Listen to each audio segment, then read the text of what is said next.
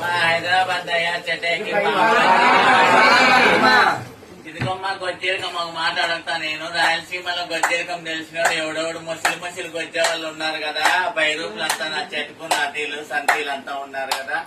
గొజ్జేరకం తెలిసింటే రే చాన్బాను లే సాకీర్ బోడక, మీకు గొజ్జేరకం తెలిసింటే వారి దగ్గర మీరు అస్సలు ఓర్రా. పోయినారు బుద్ధి లేక పోయినారు, గడ్డి తిని పోయినారు.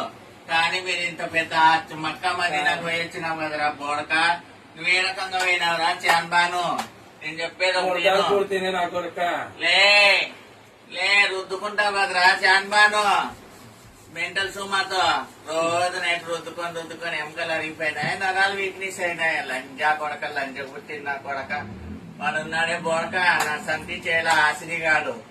రే నువ్వు వచ్చేవాడైతే ఫోన్ ఎత్తురా. ఇంతమంది మీ రాయలసీమ ముట్టి నాకు ఫోన్లు చేస్తున్నాను, నేను అందరికి జవాబిస్తున్నాను. నేను అసలుకి వచ్చావని కాబట్టి దయా చేలనాథ్ కాబట్టి నేను జవాబిస్తున్నా.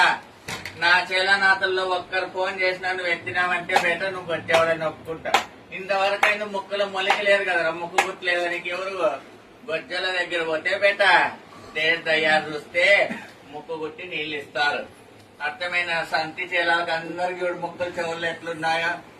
ఏమి నువ్వు ఫోన్ ఎత్తినావంటే గొజ్జాలని